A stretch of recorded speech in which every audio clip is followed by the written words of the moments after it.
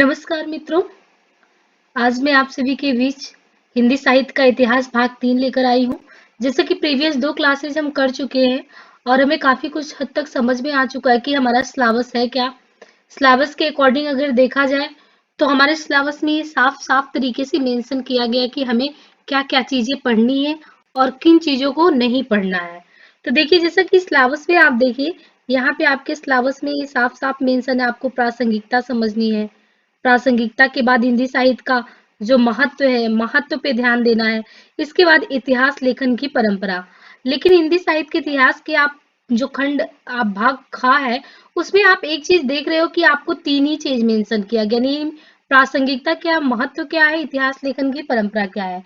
लेकिन इसके इतर भी 2 चीजें होती है, चाहे साहित्य इतिहास के दर्शन हो, साहित्य इतिहास के दार्शनिक पक्ष की बात हो कि उसमें क्या-क्या किस प्रकार दर्शन आए हैं, ये हिंदी साहित्य के इतिहास लेखन की पद्धतियां क्या रही है, काल विभाजन क्या रहा है, नामकरण क्या रहा है। तो देखिए यहाँ पे जो हमने पाठ्यक्रम लगाया है ये नेट का है ना। और ये जो आपका है यूपीएससी का आपका है, ये यूपीएससी का आपका है। तो आपको इन दोनों को अच्छे से समझ बनानी होगी दोनों पर। इस तरीके से आप देखेंगे तो ये आपका फर्स्ट वाला ये जो है, यहाँ तक चीजें कंप्लीट होंगी जो आपको अच्छी समझ के साथ मतलब विकसित हो चुकी होंगी, आप समझ सकेंगे। इसके बाद हम इसके नेक्स्ट पार्ट पे आएंगे, हिंदी साहित्य के इतिहास में जो कि निम्नलिखित 4 कालों की साहित्यिक प्रवृत्तियों की बात की गई। तो यहाँ भी आप देखेंगे आदिकाल की विशेषताएं एवं साहित्यिक प्रवृत्तियां क्या है, फिर रासो साहित्य क्या, आदिकालीन हिंदी के जैन साहित्य, सिद्ध साहित्य, नाथ साहित्य, अमीर खुसरो की हिंदी कविता, विद्यापति उनकी पदावली, लौकिक साहित्य। इसके बाद देखिए आपके आदिकाल में सिर्फ और सिर्फ सिद्ध, नाथ, रासो साहित्य और चंद बरदाई, खुसरो, हेमचंद्र, विद्यापति, इन सभी को मेंशन है। तो ये मान के चलिए कि हम इन दोनों को ध्यान में रखते हुए आगे चलेंगे।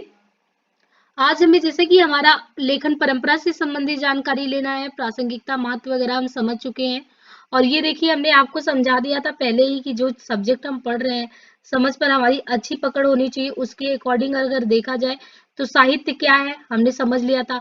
साहित्य को अलग अलग साहित्यकारों ने किस प्रकार डिफाइन किया, चाहे वो प्रेमचंद जी हो जो कहते हैं साहित्य जीवन की आलोचना है, या महावीर प्रसाद द्विवेदी कहते हैं कि ज्ञान राशि के संचित कोष का नाम ही साहित्य है, या हजारी प्रसाद द्विवेदी जी कि मैं साहित्य को मनुष्य की दृष्टि से देखने का पक्षपाती हूँ, जो वाग्जल मनुष्य को दुर्गतिहीनता और प्रमुखोपेक्षता से बचा ना सके, जो उसकी आत्मा को तेजोदीप्त बना ना सके, जो उसके हृदय को परदुख कातर और संवेदनशील ना बना सके, उसे साहित्य कहने में मुझे संकोच होता है। तो ये अलग अलग साहित्यकारों के मतानुसार साहित्य को परिभाषित किया गया कि जब हम कभी भी साहित्य को डिफाइन करें तो साहित्य को अलग अलग दृष्टिकोणों से साहित्यकार किन रूपों में देखते हैं। तो करीबन 2-4 आपको इस तरीके से याद होना चाहिए कि जब साहित्य को आप परिभाषित करें तो आप बता पाए कि साहित्य का अर्थ क्या होता है।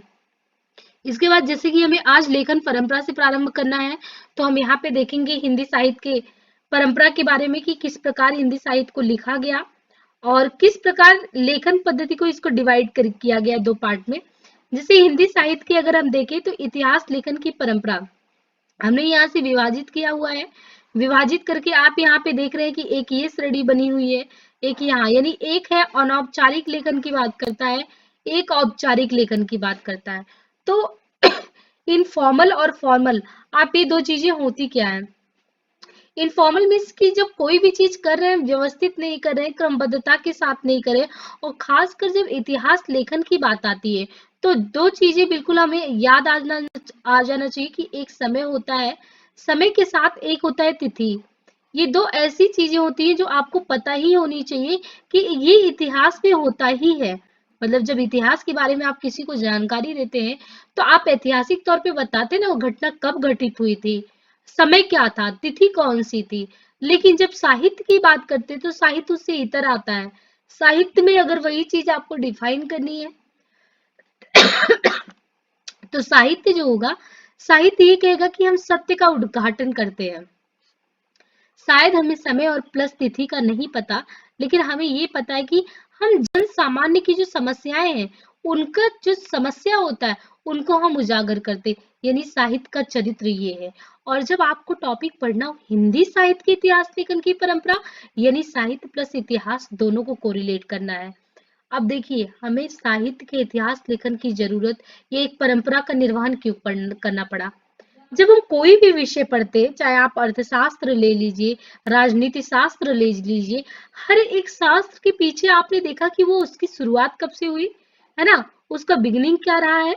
तो वो चीज हम देखते हैं, तो उसको हम कैसे देखेंगे, या जो बहुत पहले यानी भूतकाल में जो लिख चुके हैं, उसका आज भविष्य में जो पीढ़ी है ना, ये वर्तमान में जो पीढ़ी भविष्य में जिनको प्रयोग करना है, उन्हें कैसे ये बात पता चलेगी कि क्या क्या चीजें लिखी गई। तो हर एक विषय का अपना इतिहास होता है, निर्धारित तिथि और क्रम होता है, जिसकी लेखन पद्धति आगे वाले जो आते हैं उनको बढ़ाने का काम करते हैं।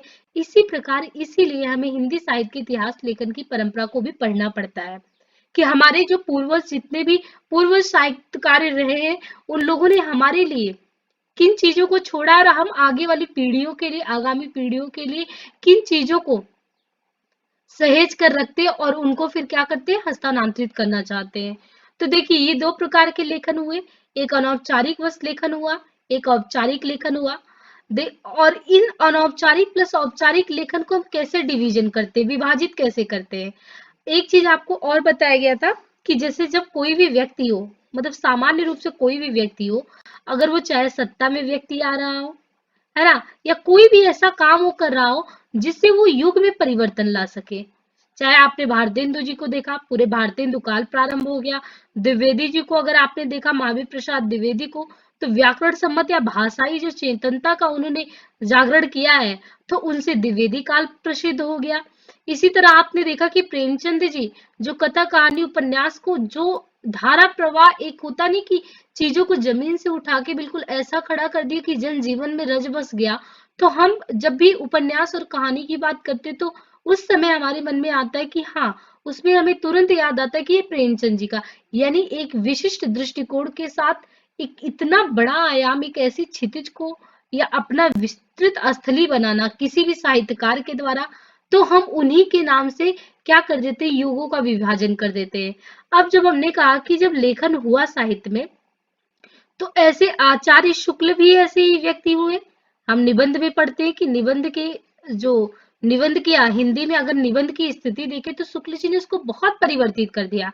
ऐसा नहीं है कि पहले निबंध नहीं लिखा जा रहा होगा, निबंध पहले भी लिखा जाता था, लेकिन जो विचारात्मक निबंध में वो भाव प्रवणता के साथ इन्होंने लेखन की, और लेखन को एक ऐसी धार दे दी, तो हमने शुक्ल जी को फिर वहां से कि जब भी निबंध का बात है और हिंदी साहित्य में निबंध की बात आए, तो हमारे तुरंत मन में आता है कि हाँ, फिर तो ये आचार्य शुक्ल जो कह दिए सो कह दिए। तो ये शुक्ल जी को हमने केंद्रीय मान लिया यहाँ पे। और शुक्ल जी के पूर्व की बात की कि शुक्ल जी से पहले कितने लिखा, किसने लिखा, किस प्रकार लेखन किया, और इसको हमने दोबारा कर दिया शुक्लोत्तर। यानी शुक्ल जी क्या हो गए, बीच में जैसे आपकी एक लकीर हो गई, ये शुक्ल जी हो गए। शुक्ल जी के पहले जितनी लेखन हुई, हम उसके बारे में पढ़ेंगे तो औपचारिक प्लस अनौपचारिक में डिवीजन करके पढ़ेंगे। फिर हम शुक्ल युगीन पढ़ेंगे।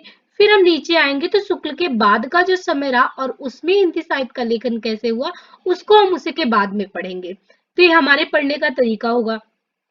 अब दो चीजें आपको ये भी समझना है कि लेखन अगर शुक्ल जी के पूर्व के समय में हुआ, दो प्रकार से, अनौपचारिक और औपचारिक लेखन, तो ये अनौपचारिक लेखन प्लस औपचारिक लेखन है क्या।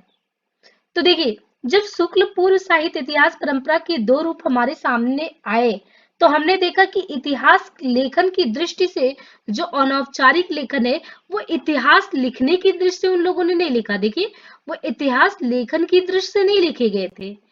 अगर वो ऐतिहासिक दृष्टि से इस प्रकार लिखे गए थे, तो उसमें इतिहास बोध का अभाव एवं रचनाकार के समय व तिथियों का उल्लेख भी नहीं। मतलब कि औपचारिक लेखन और अनौपचारिक में आपको एक अंतर साफ ये पता चल जाता है कि जब भी अगर औपचारिक लेखन लिखा जाएगा, हालांकि इसकी सूत्रपात के समय की आप बात करें तो 19वीं शताब्दी है, यानी जब औपचारिक लेखन किया जाएगा तो हमेशा इतिहास लेखन की दृष्टि से लिखा जाएगा। वो पहले से ही ये चीजें को ध्यान में रखेंगे कि हम इसको आगे हस्तांतरित करने के लिए लिख रहे हैं। ये एक ऐतिहासिक दस्तावेज है जो आने वाली आगामी पीढ़ियों को एक दिशा देगी कि आपको किन रूपों में आगे बढ़ना है। लेकिन क्योंकि जो प्रारंभिक स्थिति रहा होगा, तो उस तरीके से समग्रता में सब कुछ चीजें नहीं रही होंगी। इसलिए जिन लोगों ने जिस प्रकार लेखन के लिए पाया, उन तरीके से जिनके बारे में, यानी कोई भी साहित्यकार के बारे में लिखने को मिला, पाए वो, तो उनके जीवन को संकलित कर दिया। कहीं कहीं तिथि मिली तो तिथि लिख दिया। क्रम, तिथि, क्रम, समय जो भी उनका उल्लेख जैसे जैसे मिल गया, एक आप कहेंगे कि एक पूरा एक फॉर्मेट बना के वो नहीं लिख पाए। वो फॉर्मेट बनाने का उनके पास, समय की बात नहीं करें तो उनके पास वो सारी चीजें उस समय उपलब्ध नहीं थी। धीरे धीरे चीजें बढ़ी हैं। तो औपचारिक लेखन का क्या मतलब है? दो तीन चीजें, कि औपचारिक लेखन और अनौपचारिक लेखन। अनौपचारिक लेखन में आप वही चीज देखेंगे कि इसमें इन ग्रंथों में इतिहास बोध का अभाव होता है। पहली चीज, इतिहास बोध का जो है अभाव होता है। प्लस रचनाकार की समय व तिथियों का उल्लेख भी इसमें नहीं होता अनौपचारिक लेखन में। लेकिन अनौपचारिक लेखन औपचारिक लेखन को खड़ा करने में बहुत महत्वपूर्ण भूमिका निभाता है, क्योंकि कुछ नहीं, बहुत ज्यादा नहीं, लेकिन कुछ हद तक आप देखिए तो अनौपचारिक लेखन के सहारे औपचारिक लेखन के जो भी कवि है या साहित्यकार है उनको चीजें मिलती हैं। अनौपचारिक लेखन में आप देखिए कि जो कुछ ग्रंथ लिखे गए या जो भी रचनाएं हुई, उनमें आप भक्तमाल देखते हैं, कालिदास हजारा देखते हैं, कविमाला है ना, 252 वैष्णवन की वार्ता हो गई, 84 वैश्वन की वार्ता हो गई, ये सारी चीजें आती हैं। यहाँ तक कि धर्म के धार्मिक यानी सिख धर्म के धार्मिक ग्रंथ की बात की जाए तो आदि ग्रंथ भी इसमें शुमार होता है, इसमें वो आता है। अब एक एक करके, जैसे भक्तमाल नाभादास के द्वारा लिखा गया, तो मान लीजिए भक्तमाल जो लिखा गया ये नाभादास के द्वारा लिखा गया, तो इस भक्तमाल रचना में क्या लिखा गया? एक साहित्य इतिहास के महत्वपूर्ण ग्रंथ के रूप में हमारे समक्ष आता है।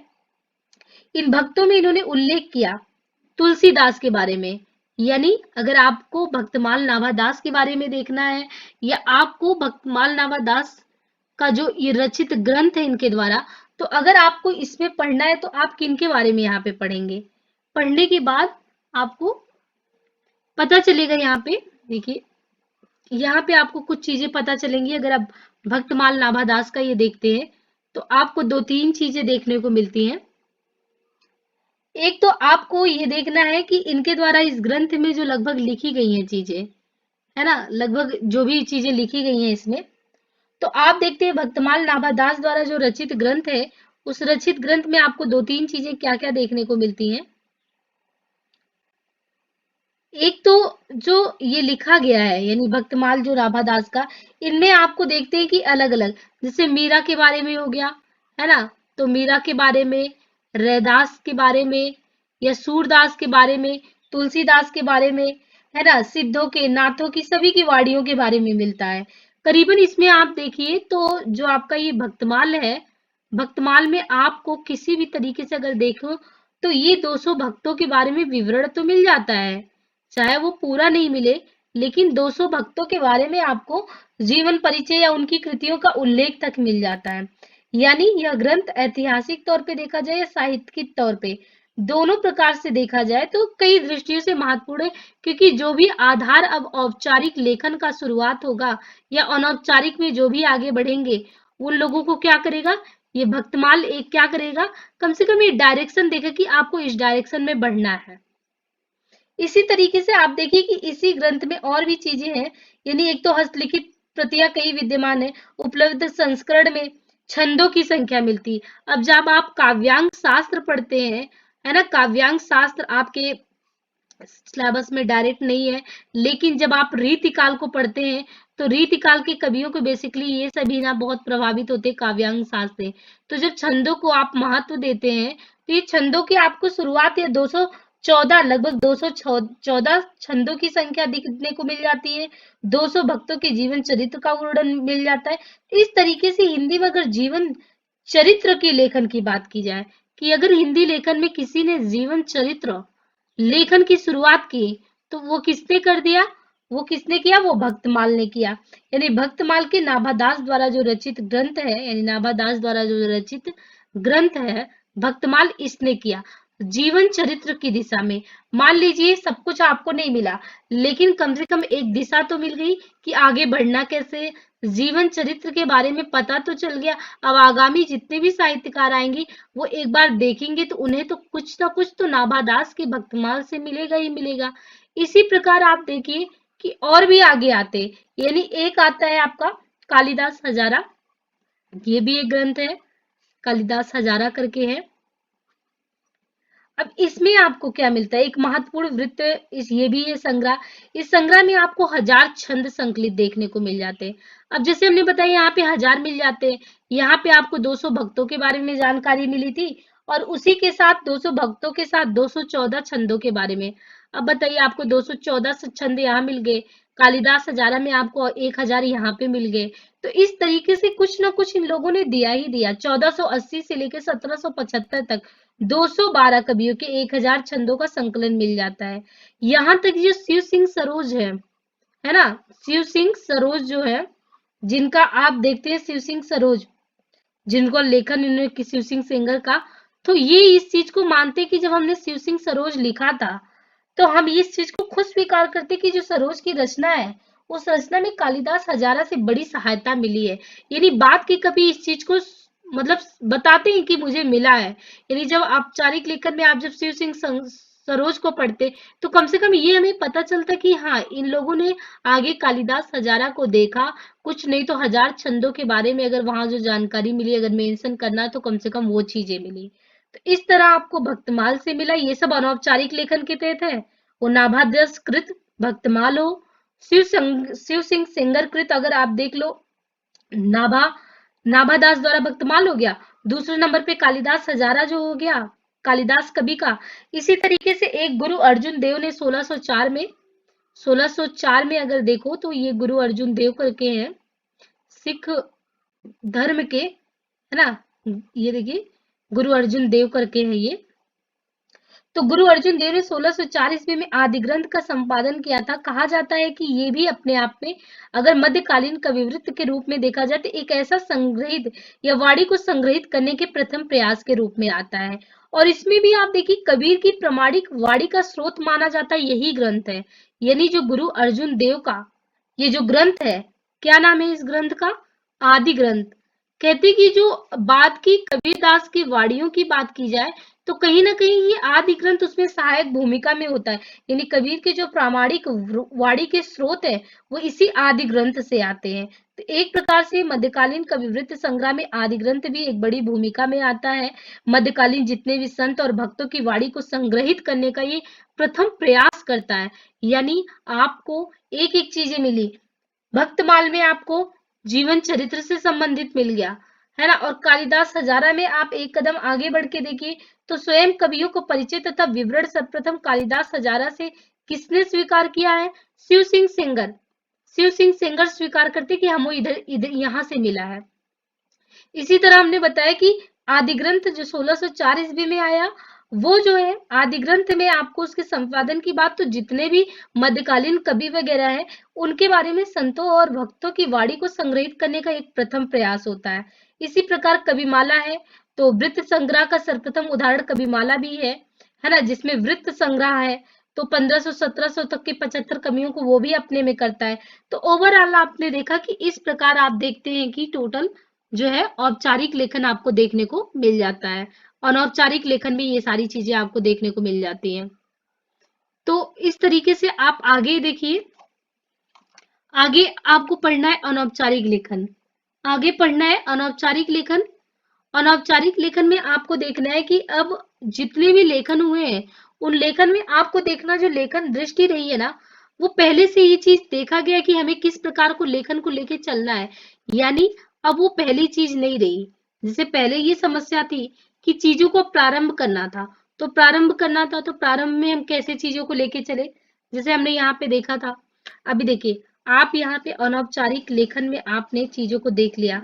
आपने अनौपचारिक लेखन में चीजों को क्या क्या देख लिया कि आपने भक्तमाल, कालिदास हजारा, आदि ग्रंथ, 84 वैष्णवन की वार्ता, 252 वैष्णवन की वार्ता, इन सभी को आपने समझ लिया, और अनौपचारिक क्यों है ये भी समझ लिया। मध्यकालीन कविवृत्त महत्वपूर्ण ग्रंथ के रूप में आपके समक्ष आदि ग्रंथ आता है सिख धर्म का, वो। इसी तरह भक्तमाल हो गया, कालिदास हजारा का हो गया, ये सारी। अब हम जो आते हैं वो औपचारिक लेखन पे आते हैं। और औपचारिक लेखन में हम ये कहते हैं कि जो औपचारिक लेखन का सूत्रपात होता है, वो क्या होता है? 19वीं शताब्दी में। अब देखिए, यहाँ पे आपको देखना है कि औपचारिक लेखन, यहाँ पे आपको देखना है कि औपचारिक लेखन में आपको देखना है कि ये शुरुआत कहाँ से मानी जाती है? शुरुआत इसकी गारसा द तासीर से मानी जाती है। गारसा द तासी यानी गारसा द तासी जो है, इसमें आप देखते हैं तो जो गारसा द तासी है, इनके लेखन में इनका जो सर्वप्रमुख ग्रंथ है गारसा द तासी का, अगर आप देखेंगे तो गारसा द तासी जो है वो फ्रेंच एक तो विद्वान है ना, और इनके प्रसिद्ध अगर उसके बारे में आप देखेंगे तो गारसा द तासी के बारे में, तो गारसा द तासी ने जो एक शुरुआत की लेखन में, अगर आप लेखन की बात करें तो इसमें इन्होंने औपचारिक लेखन के तहत, यहाँ पे भूमिका वो हो गया है, यहाँ पे आप इनको औपचारिक मान के चलिए क्योंकि आपने अनौपचारिक देख लिया आप ऊपर। औपचारिक लेखन में गारसा द तासी की अहम भूमिका है। कैसे? 1839 ईस्वी में एक पुस्तक वो लिखते हैं, पुस्तक का नाम कुछ होता है इस्तवार दलाल लिटरेचर एंदोई हिंदुस्तानी, यानी गारसा द तासी 1839 में इस्तवार दलाल लिटरेचर एंदोई हिंदुस्तानी लिखते हैं। इनमें 3224 कवियों या लेखकों का विवरण देते हैं और पहली बार इनके द्वारा हिंदी प्लस उर्दू के कवियों के जीवन चरित्र, जाति, निवास स्थान, उनकी रचनाओं का, आप कहें कि उनकी रचनाओं का या रचनाओं के विवरण का एक क्रम देखने को मिलता है। बस क्रम में ये चीज रहता है कि ये जो क्रम लिखा गया है, प्रस्तुति जो हुई है वो प्रस्तुति काल क्रम के अनुसार नहीं हुई। जैसा कि हमने इतिहास के संदर्भ में बताया कि दो चीजें, समय प्लस तिथि, समय प्लस तिथि, आपको ये दोनों को ध्यान में रख के चलना है। यहाँ पे आप वही चीज देखते हैं कि कालक्रम के अनुसार, यानी जो लेखन हुआ है इनके द्वारा वो कालक्रम के अनुसार नहीं हुआ है, वर्ण क्रम के अनुसार हुआ है। अब देखिए यही चीज आगे सुधार में होगा जब आपने अनौपचारिक लेखन पढ़ा, और अनौपचारिक लेखन में भी आपने सबसे पहले किनको पढ़ा? भक्तमाल को पढ़ा। तो भक्तमाल एक ऐसा दस्तावेज आपको पकड़ा देता है जिसमें जीवन चरित्र का तो अच्छे से उल्लेख है। आगे आप देखिए यहाँ पे आपने देखा कि जब हिंदी प्लस उर्दू के कवियों के इन्होंने जीवन चरित्र का वर्णन किया, जाति, निवास स्थान, उनकी रचनाओं का वर्णन किया, तो इनकी प्रस्तुति में कालक्रम के अनुसार उसको नहीं किया, वर्ण क्रम के अनुसार किया। अब पूरे औपचारिक लेखन में आप अंततः लास्ट तक के देखते जाएंगे, चाहे जॉर्ज ग्रियर्सन हो, मिश्र बंधु हो, सब में आप देखेंगे कि किसने कालक्रम के आधार पे लिखा, किसने वर्ण क्रम के आधार पे। तो आपको ध्यान रखना है कि जो फ्रेंच विद्वान गारसा द तासी थे, बाय डिफॉल्ट एक समस्या उनमें ये दिखती है कि चीजों को इन्होंने वर्णक्रम के आधार पे लेके किया, कालक्रम के अनुसार नहीं किए। बस ये चीज है, सीमाएं। इनमें कवियों, उनके कालों तथा रचनाओं का व्यवस्थित वर्णन किया गया था, किंतु यही इनकी समस्या थी, और चीजें इनके में थी, बाकी यही इनकी समस्या थी। तो ओवरऑल हम इनके बारे में जब कहते हैं कि प्रशंसनीय कार्य क्या है, हिंदी प्लस उर्दू के कवियों का उल्लेखनीय जीवन चरित्र, जाति, निवास स्थान, इनकी रचनाओं का वर्णन, है ना, और 3224 कवियों के बारे में भी बताते। लेकिन इनके साथ एक दृष्टिकोण के साथ बहुत बड़ी दिक्कत ये है कि ये कहते हैं कि अगर आपको देखना हो हिंदी साहित्य में, तो इनकी एक सीमा के रूप में कुछ चीजें आती हैं कि ये जो बहुत ज्यादा प्रभावित होते हैं किससे? धार्मिकता से। इनके लिए एक समस्या खड़ी क्या हो जाती है कि ये बहुत ज्यादा इन्फ्लुएंस्ड होते हैं धार्मिकता से। और वो क्यों होते हैं? क्योंकि एक पीछे उसका रीजन भी होता है। जो गारसा द तासी होते हैं, तो गारसा द तासी की हिंदुस्तानी भाषा, धर्म और जाति संबंधी धारणाएं अंग्रेजी साम्राज्यवादी नीति के अनुकूल है, और तासी के समय अंग्रेजों की नीति मुसलमानों को विशेष रूप में प्रसन्न करने की थी। ऐसे में उन्होंने उर्दू भाषा प्लस फारसी लिपि का पक्ष लिया और हिंदी भाषा प्लस देवनागरी लिपि के पक्ष में उठे आंदोलन को काफी देर तक उपेक्षा की।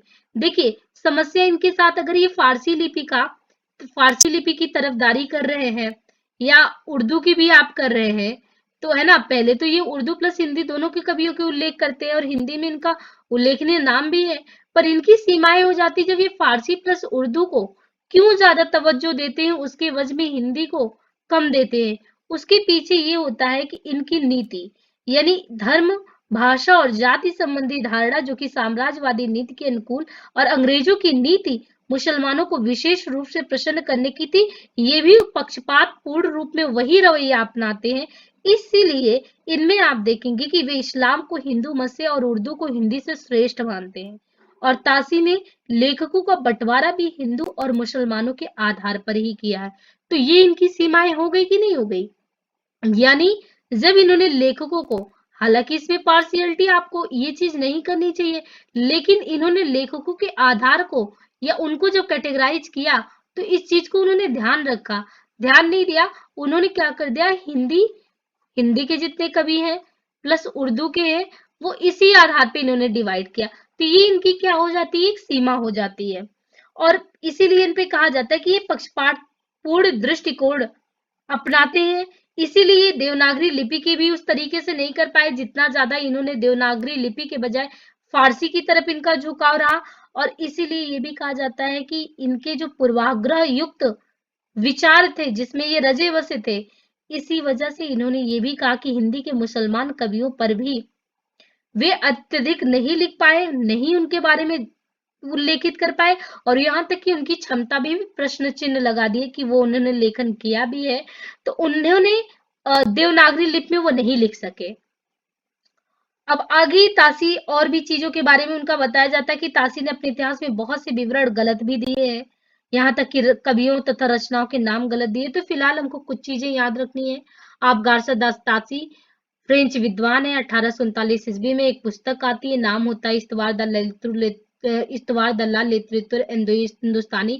3224 कवियों के लेखकों का विवरण होता है। हिंदी प्लस उर्दू के कवियों का जीवन चरित्र, जाति, निवास स्थान पहली बार आपको रचना में एक साथ दिख जाता है।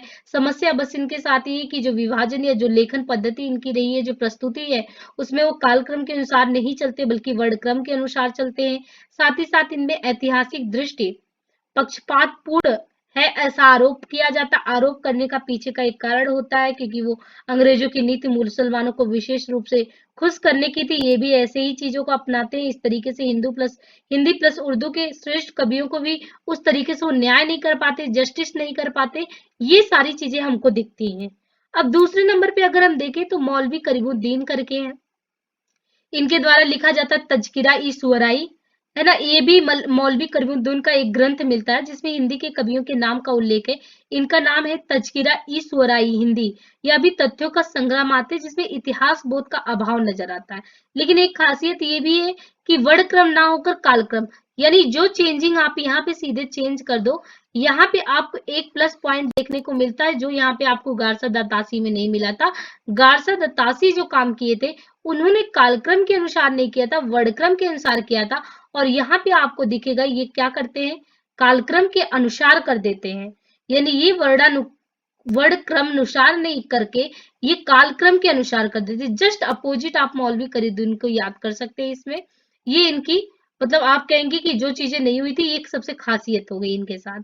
इसके बाद शिव सिंह सेंगर, जिसको हमने बताया था कि अनौपचारिक लेखन के तहत अभी इन्होंने स्वीकार भी किया था आगे कि किस प्रकार इनको आगे की जो ग्रंथ है यानी कालिदास हजारा जो कि कवि कालिदास का है, उन्होंने खुद ही कहा है कि मुझे इससे कितने फायदे हुए हैं जब मैंने अपने लेखन को अपनाया। इन्होंने शिव सिंह सरोज लिखा था, 1883 में लिखा था। शिव सिंह सरोज में है क्या, 1883 ईस्वी में जब लिखा गया तो इसमें लगभग 1000 कवियों की जीवनियां तथा कविताएं प्रकाशित की गई। इसमें भी आप ऐतिहासिक बोध देखो तो वो चीजें ऐतिहासिक बोध की दृष्टि से देखा जाए तो उस रूप में परिपक्व अवस्था में वो चीजें नहीं दिखती हैं। अब आगे नाम आता है जॉर्ज ग्रियर्सन का। जॉर्ज ग्रियर्सन के बारे में अगर हम देखें तो जॉर्ज ग्रियर्सन के बारे में ये चीज आता है कि इन्होंने एक पुस्तक लिखी। पुस्तक का नाम क्या है, the modern vernacular literature of northern Hindustan. यानी ये कितने में लिखा गया, 1883 में। यहाँ पे ये ध्यान दीजिएगा, ये लिखा गया 83 में नहीं 88 ही है, यानी 1888 में। तो जॉर्ज ग्रियर्सन पुस्तक the modern vernacular literature of northern Hindustan 1888 ईस्वी में लिखा गया। और ये जो लिखा गया पुस्तक, तो ये एशियाटिक सोसाइटी ऑफ बंगाल के तत्वावधान में इनका एक ग्रंथ छपा, यही जिसका हम कह रहे हैं, जिक्र हमने किया, द मॉडर्न वर्नाक्यूलर लिटरेचर। तो ये जो मॉडर्न वर्नाक्यूलर ये छपा था, एशियाटिक सोसाइटी बंगाल के तत्वावधान में छपा था। एक ऐसा पहला ग्रंथ है जिसमें न सिर्फ साहित्यकारों के परिचय कालक्रम के अनुसार है बल्कि काल विभाजन व नामकरण है। देखिए मैंने ऊपर ही बताया था कि आपके नेट के सिलेबस में, है ना, दो चीजें कालक्रम विभाजन नामकरण साफ साफ मेंशन है, पर आपके सिलेबस में तीन चीजें ही आपको साफ साफ वहां दिखने को मिल रही थी। प्रासंगिकता था, महत्व है ना, एक लेखन परंपरा जो कि हम लोग पढ़ रहे हैं, ये तीन चीजें थी। प्लस नामकरण साहित्यिक दर्शन, ये सारी चीजें आपको वहां पे थी मेंशन, आपके यहाँ नहीं थी। पर ठीक है, मैं कुछ कुछ उसमें भी बताती चलूंगी आपको। तो देखिए, आते आते यानी जो यात्रा औपचारिक लेखन की शुरुआत हुई गारसा दत्तासी से, शिव सिंह सेंगर, मौलवी करीमुद्दीन, आते आते 88 तक आप देखते हैं। 88 तक जब जॉर्ज ग्रियर्सन का द मॉडर्न वर्नाकुलर आता है, तो ये सारी चीज का कंपाइलेशन होता है। हमने कहा ना कि जितना आगे से कोई देता चला आया होगा, आपको थोड़ा सा मिला, फिर कुछ मिला, फिर कुछ मिला, फिर कुछ मिला, फिर अंततः आप क्या करते हैं, पूरे चीज को कंपाइल कर देते हैं। ये किसके साथ हुआ? जॉर्ज ग्रियर्सन के साथ यही हुआ। यानी थोड़ा थोड़ा करके उन्हें आगे मिल रहा था। जॉर्ज ग्रियर्सन आते आते सब चीजों का कंपाइलेशन पकड़ा दिए कि ये पकड़ो, एक ऐसे ग्रंथ के रूप में मैं देता हूँ, न सिर्फ साहित्यकारों का उल्लेख कालक्रम के आधार पे करता हूँ। क्योंकि आपने जब पहले पढ़ा, तो गार्सद दत्तासी में आपको प्रॉब्लम कहाँ नजर आई थी? क्योंकि वर्णक्रम के अनुसार था। हालांकि बाद में जब मौलवी करीमुद्दीन तक पहुंचे तो ये चीज सुधर गया था। लेकिन क्योंकि आपको एक जगह सब कुछ अगर देखना, तो जॉर्ज ग्रियर्सन को देखिए। जॉर्ज ग्रियर्सन में आपको कालक्रम के अनुसार भी मिल जाता है, काल विभाजन, नामकरण, सब कुछ एक गंभीर प्रयास ओवरऑल आपको देखने को मिलता है। और साथ ही साथ इनमें और भी खासियत है, और भी विशेषता मिलती है। जहां किसी भी तथ्य का इन्होंने उल्लेख किया है, मतलब कोई भी फैक्ट अगर ये एनालिसिस करते कि मैं ये चीज ये करता हूँ, वहां पे साइड में बता देते कि ये फैक्ट जो मैंने लिखा है, ये स्रोत से, इन स्रोतों से लिया है। तो आपको कम से कम उस स्रोत के बारे में जानकारी भी पता चल जाती कि किस स्रोत से लिया गया है। तो इस तरह जॉर्ज ग्रियर्सन के बारे में आपने देखा, और उस तरीके से उनकी कुछ मान्यताएं भी है कि कुछ जगह पे ये चीजों को गलत लेके चलते हैं। जैसे अगर इनके बारे में बात की जाए, तो उनकी भाषा संबंधी दृष्टिकोण काफी परिपक्व है। इन्होंने संस्कृत में फारसी व प्राकृत को हिंदी से पूर्णतः अलग भी माना है। यहाँ तक कि भक्ति काल को सर्वप्रथम स्वर्णयुग की संज्ञा किसने दी? यानी एक इनके लिए फैक्ट आप ये भी याद कर सकते हैं कि भक्ति काल को जो स्वर्णयुग दिया है, वो किसने कहा? तो जॉर्ज ग्रियर्सन ने स्वर्णयुग का भी वो किया, है ना। और साथ ही साथ इनके रूप ओवरऑल देखा जाए, तो साहित्य इतिहास लेखन की दृष्टि अगर परिपक्वता के साथ कोई गंभीर प्रयास किसी के द्वारा होता है, तो हम जॉर्ज ग्रियर्सन को स्वीकारते भी है, कभी मना भी नहीं करते। और कुछ चीजें इनमें और भी खासियत है, जैसे इनकी मान्यताएं ये भी विवादास्पद स्थिति में होती है कि इन्होंने भक्ति आंदोलन का मूल कारण, जैसे कोई मूल कारण किसमें खोज रहा था कि यहाँ की जो जनता थी, वो जनता ही असहाय स्थिति में महसूस होती थी। जो आंदोलन आया वो दक्षिण भारत की उपज नहीं है, तो रामचंद्र शुक्ल ने जैसे बोल दिया था। तो इन्होंने वही चीज को बोला था कि जो भक्ति आंदोलन आया था, इसका मूल कारण ईसाइयत का प्रभाव था। यहाँ तक कि विद्यापति की घोर श्रृंगारी कविताओं को भी भक्ति परक साबित किया। बिहारी के काव्य शिल्प से अभिभूत हो गए बहुत। तो मतलब ओवरऑल आप साहित्य इतिहास लेखन की परंपरा में ग्रियर्सन को जब भी मेंशन करें, तो आप कह सकते हैं कि बहुत कुछ ग्रियर्सन में आपको मिल जाता है। तो साहित्य इतिहास की दृष्टि से ये सर्वाधिक औपचारिक रूप से लेखन पद्धति में आपको सशक्त, है ना, लेखन एक जो परंपरा के साथ होता है, एक पूरा तारतम्यता के साथ होता है, वो आपको यहाँ पे जॉर्ज ग्रियर्सन में मिल जाता है। और अंततः आप देखते हैं कि फिर मिश्र बंधु के बारे में है कि मिश्र बंधुओं ने प्रथम 3 खंड 1913 ईस्वी में उनके छपे। चौथा आप देखते हैं कि उनका जो छपा 1934 में। लगभग इसमें आपको देखते हैं लगभग 5000 कवियों, ये देखिए 5000 कवियों के जीवन व साहित्य का उल्लेख आपको देखने को मिल जाता है। यहाँ तक कि आचार्य शुक्ल स्वीकारते हैं कि जब मैंने अपना साहित्य इतिहास लिखा, तो कवियों के जो परिचयात्मक विवरण थे, वो मैंने प्राय किससे प्राप्त किया? मिश्र बंधु से ही प्राप्त किया। यानी आचार्य शुक्ल पूर्व अगर इतिहास लेखन में अंतिम महत्वपूर्ण प्रयास देखा जाए, तो किसने किया था? मिश्र बंधुओं ने किया था। वो भी सशक्त प्रयास था। इसमें 3 भाई थे। भाइयों का नाम था सुखदेव बिहारी मिश्र, श्याम बिहारी मिश्र, प्लस गणेश बिहारी मिश्र। ये 3 लोग थे। और ध्यान रखिएगा, यहाँ पे एक चीज में कंफ्यूजन होता है, कृष्ण बिहारी मिश्र यहाँ पे नहीं है मिश्र बंधुओं में। काफी बार क्वेश्चन आता है वन लाइनर में, प्रतियोगी परीक्षाओं में, तो हमसे त्रुटि हो जाती है। यहाँ पे ध्यान रखिएगा, श्याम बिहारी मिश्र है, गणेश है ना, सुखदेव है, प्लस कृष्ण नहीं है। कृष्ण बिहारी मिश्र मिश्र बंधुओं में नहीं आते। और इनका जो लेखन है, यानी सुखदेव, ये तीनों लोग मिलकर लिखते हैं, उस ग्रंथ का क्या नाम होता है? उसका नाम होता है मिश्र बंधु विनोद। मिश्र बंधु विनोद करके होता है। मिश्र बंधु विनोद जो करके ये पूरा उनका किताब का नाम होता है। उस तरीके से देखा जाए, ये पहला 3 खंड 1913 ईस्वी में छपता है। यहाँ पे हमने दिया है कि ये जो है 1913 में छपता है। और 1939 में 1934 में, मतलब दूसरा जो चौथा खंड है वो आता है। तो ओवरऑल इसमें आप देखिए कि इसकी दूसरी विशेषता ये है कि इसमें काल विभाजन व नामकरण हेतु परिपक्व प्रयास आपको देखने को मिलते हैं। परिपक्व प्रयास किस रूप में आपको देखने को मिलते हैं? परिपक्व प्रयास ये है कि आपने 5000 कवियों के बारे में उल्लेख कर दिया, है ना? 5000 कवियों के बारे में उल्लेख मिल गया आपको। तो ये सारी चीजें आपके लिए क्या है कि एक जगह पे आपको 5000 कवियों के बारे में मिल रहा है। यानी जो आगामी लेखक होंगे, अगर वो कभी भी उठा के इन चीजों को देखेंगे, अरे मतलब कि ये मिस्र बंधु विनोद को, तो उनको बहुत कुछ एक ही जगह पे मिल जाएगा। और इसी तरीके से इन्होंने देखिए तुलनात्मक पद्धति, अभी तो आपने बिहारी शादी की तुलना वगैरह हो गई, सारा ये तुलनात्मक जो लेखन का आगाज होता है ना, ये इनके द्वारा हो जाता है। तुलनात्मक लेखन इन लोगों ने किया है और इस तरीके से और भी इनकी दृष्टि रही है, पारंपरिक या काव्य शास्त्रीय दृष्टिकोण भी रहा है। तो ओवरऑल अगर हम लेखन के प्रयास की बात करें तो हमने इस तरीके से पूरा मतलब ये पढ़ लिया है ना कि क्या क्या चीजें हमने शुरुआत कहाँ से की, है ना? शुरुआत करने के बाद हम आगे किस प्रकार बढ़े, ये सारी चीजें हो गई हैं। तो ओवरऑल देखिए आज तो इतना मैंने करा दिया, मतलब आप लेखन परंपरा से मुक्त हो चुके, आप लेखन परंपरा तक सब कुछ कर लिए। अब जो हमें आगे पढ़ना है, वो आगे पढ़ने के लिए मैं ये कर दे रही हूँ कि अभी आपको आचार्य रामचंद्र शुक्ल का साहित्य इतिहास लेखन परंपरा में योगदान पढ़ना है। फिर इसी प्रकार हजारी प्रसाद द्विवेदी का पढ़ना है। ऐसे कई लेखक गण हैं, अभी का लेखन परंपरा आपका पूरा कंप्लीट नहीं हुआ है। एक वीडियो और आएगा, हो सकता है वो 1 घंटे का हो जाए, लेकिन ओवरऑल जो साहित्य इतिहास है वो आपका वहां पे फिनिश हो जाएगा। तो इस तरीके से आपने लेखन परंपरा को समझ लिया, प्रासंगिकता समझ लिया, महत्व समझ लिया, औपचारिक लेखन क्या, अनौपचारिक लेखन क्या है ये समझ लिया, अनौपचारिक लेखन में कौन कौन से विशिष्ट जितने भी लोग रहे उनके बारे में आपने समझ लिया। तो ओवरऑल आप कहें कि एक विहंगम दृष्टि जो होती है या क्वेश्चन आपको समझना कैसे है, वो सारी चीजें आपने यहाँ पे अच्छे से समझ ली। ठीक है, आप इसको अगर आपको ये चाहिए, मतलब जो आपको ये पीडीएफ है, तो पीडीएफ फॉर्मेट में चाहिए तो आप एक चैनल करके है ना, जो चैनल क्या है, ये लोगो हिंदी हिंदी और प्राइड, यहाँ पे आप इससे जुड़ सकते हैं और यहाँ से आप अगर इसको प्राप्त करना चाहेंगे, आपके लिए हेल्पफुल होगा तो आप ले सकते हैं। तो आज के लिए मतलब कि आज के लिए हम इतना ही बस वो करते हैं, है ना?